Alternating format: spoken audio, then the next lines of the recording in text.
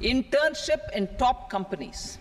As the fifth scheme under Prime Minister's package, our government will launch a comprehensive scheme for providing internship opportunities in 500 top companies to 1 crore youth in 5 years. They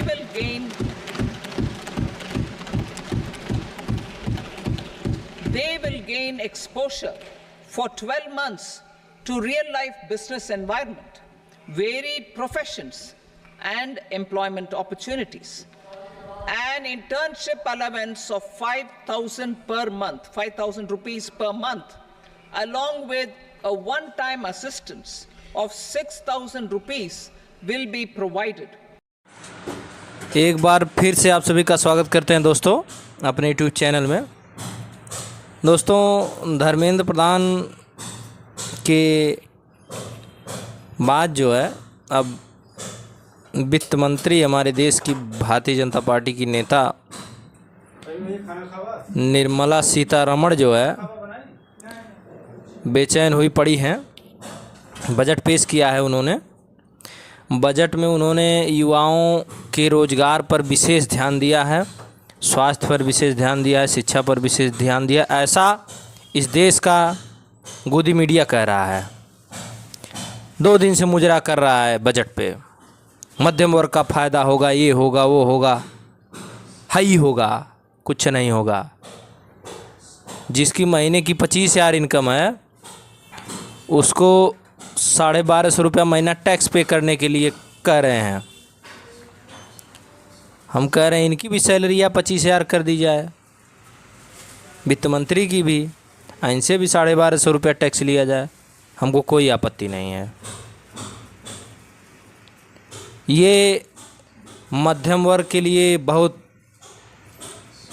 फ़ायदेमंद कदम साबित होगा दोस्तों इन लोगों के हिसाब से। और उसके बाद इन्होंने कहा कि 5,000 रुपये पे प्राइवेट कंपनियों के साथ युवाओं को जो है इंटर्नशिप का मौका दिया जाएगा। प्राइवेट सेक्टर में जो साथी हमारे काम करते होंगे उनको पता होगा, इन्होंने प्राइवेट कंपनियों को और बढ़िया फ़ायदा दे दिया। इंटर्नशिप के नाम से आपसे 8 घंटा, 10 घंटा, 12 घंटा रगड़ के खटवाएंगे और उनको 1 रुपया भी देना नहीं रहेगा। जो देगी 5,000 रुपया सरकार देगी। ये है दोस्तों इनकी योजना जो है, जब ज़मीन पे उतरेगी तो यही प्रभाव पड़ेगा उसका। जहां आप दिहाड़ी पे जाके या मंथली प्राइवेट सेक्टर में काम करते थे 10-15 हज़ार पा जाते थे, वहाँ अब आपको इंटर्नशिप के नाम पे आपसे खटवाया जाएगा, आपको 5,000 रुपये दिया जाएगा। दोस्तों ये बताइए ग्रामीण क्षेत्रों में कितनी इंडस्ट्रीज़ हैं? इसके लिए तो शहरों में जाना पड़ेगा। दिल्ली, लुधियाना, गाज़ियाबाद, चंडीगढ़, नोएडा। 5,000 में कोई सर्वाइव कर पाएगा? दोस्तों ये पूरी की पूरी सरकार एकदम, अब ज़्यादा क्या कहें, बस ये जान लीजिए कि गूंगों बहरों की सरकार। इनको न कुछ दिखाई देता है न कुछ सुनाई देता है, ये अंधे भी हैं। तो इस सदन के बाहर अखिलेश यादव जी ने पत्रकार वार्ता में इनके इस बजट का जो है जवाब दिया है। आइए वीडियो देखते हैं, मुलाकात होती है आपसे अंत में। ये नाउम्मीदी का पुलंदा है और शुक्र तो इस बात का है कि इंसान इसमें भी जिंदा है इस समय। अशोक भाई को पकड़ना भाई। जो सवाल पहले थे, महंगाई, बेरोजगारी और जो सपने दिखाए गए थे बड़े बड़े, अगर हम यूपी का ही देख लें तो निवेश की हालत क्या रही होगी। और जो बातें आंकड़ों के हिसाब से बड़ी बड़ी कही जाती हैं, जो इनके प्रोजेक्ट चल रहे होंगे, वो प्रोजेक्ट कोई समय पर पूरा नहीं हुआ है इनका। अब मान लीजिए सरकार बचानी है तो अच्छी बात है कि बिहार को, आंध्र प्रदेश को कुछ विशेष पैकेज या विशेष योजनाओं से जोड़ा गया है। लेकिन उत्तर प्रदेश जैसा प्रदेश जो प्रधानमंत्री देता है, क्या वहाँ के किसान के लिए कुछ बड़े फैसले हैं?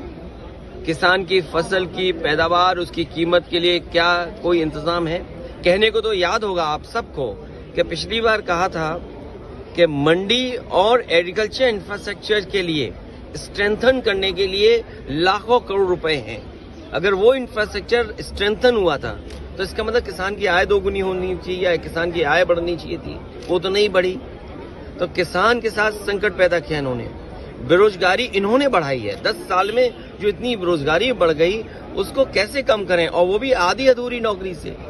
आप 2 साल की, 1 साल की या कुछ ट्रेनिंग करा करके नौकरी या रोजगार का सपना दिखा रहे हैं। देश का नौजवान अपना भविष्य बनाने के लिए पक्की नौकरी चाहता है, और फिर जो आधी अधूरी नौकरी है, क्या उसमें आरक्षण होगा?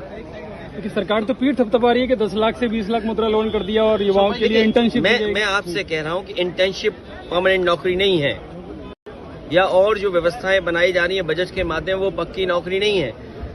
समाजवादी पार्टी का मानना है कि बजट के माध्यम से जब जनता ने आपको तीसरी बार चुन करके भेजा है तो पक्की नौकरी के लिए क्या इंतजाम है।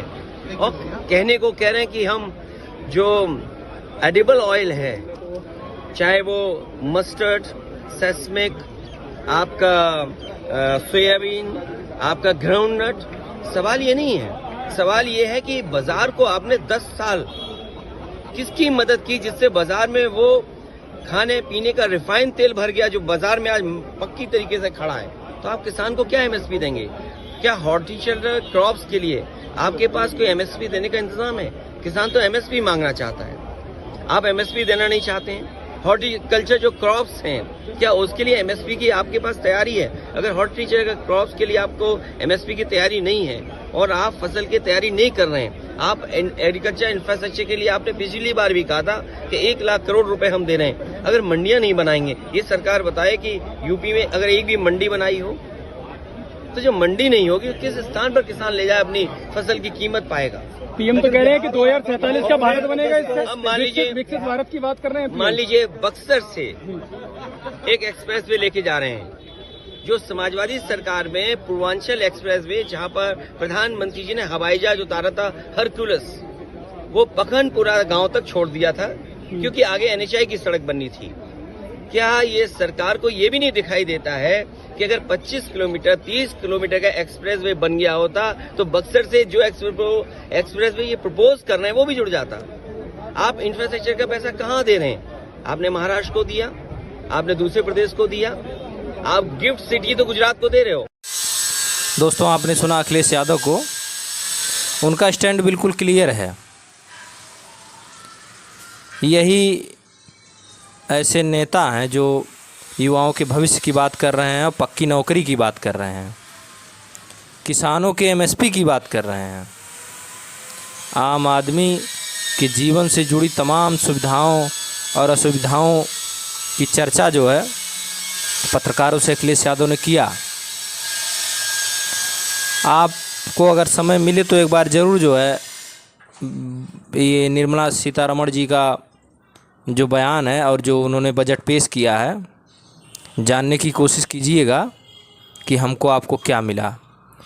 दोस्तों, ये सरकार किसी की नहीं है, ये सरकार केवल कारपोरेट की है। ये सरकार कारपोरेट की गुलाम है। ठीक है दोस्तों, मिलते हैं आप सबसे अगले वीडियो में, तब तक के लिए नमस्कार।